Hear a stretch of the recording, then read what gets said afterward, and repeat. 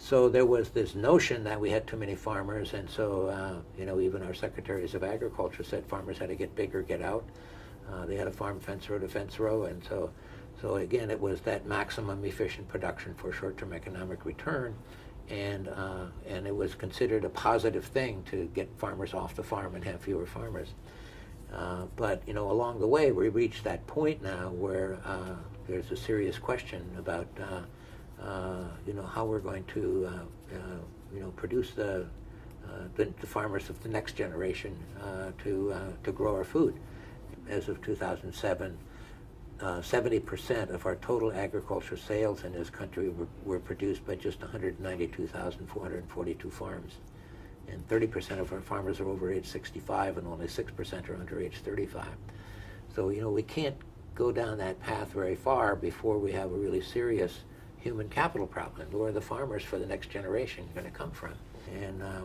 And the good news side of this is that right now there is this kind of revolution that's taking place among young people who want to farm, and I meet them all across the country, and they have big challenges because they need access to land, they need access to affordable capital, and they need access to the kind of markets that can give them the kind of return that they can pay off their investment and have a decent life. That's essentially what they want and need.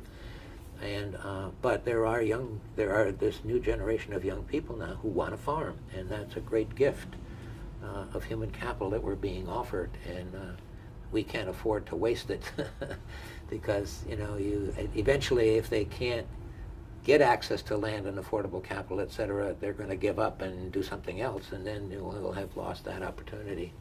This new generation of young farmers that I have the privilege of working with now, they're not focused on maximizing yields by dominating the system and forcing nature to do what we want it to do. They're much more interested in, how do we learn from nature? How do we find ways to, turn our wastes back into food for the soil and have those, self-renewing kinds of systems? That's what they're interested in developing.